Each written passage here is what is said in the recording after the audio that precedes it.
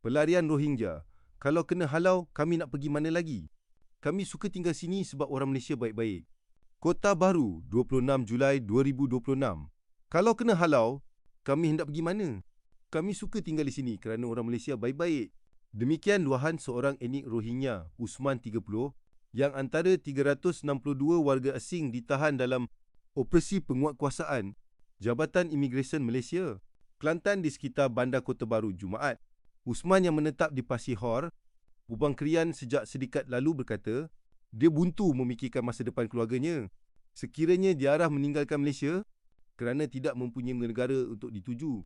Kami tahu ramai tidak suka kami, tapi bukan semua etnik Rohingya jahat. Kalau seorang buat salah, semua kami terus dicop jahat, katanya. Lelaki itu yang bekerja sebagai tukang rumah berkata, setiap Jumaat dia akan ke Bandar Kota Baru untuk membeli barang keperluan selepas menerima gaji harian. Seorang lagi etnik Rohingya, Mlah 31 berkata, walaupun memiliki kad Suruhanjaya Tinggi Pertubuhan Bangsa-Bangsa Bersatu bagi pelarian, dia masih hidup dalam kebimbangan. Menurutnya, dia yang sudah 12 tahun menetap di Kelantan bersyukur kerana masyarakat tempatan menerima kehadiran mereka dengan baik. Malaysia negara yang selamat dan mudah untuk cari rezeki. Kalau kami diarah keluar, kami memang tidak tahu hendak ke mana. Kami cuma mahu bekerja dan menyara keluarga, katanya.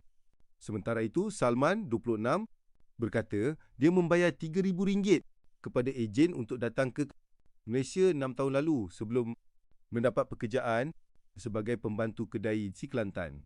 Katanya, selepas pernah bekerja di Selangor, dia lebih selesa menetap dan mencari rezeki di negeri pantai timur itu.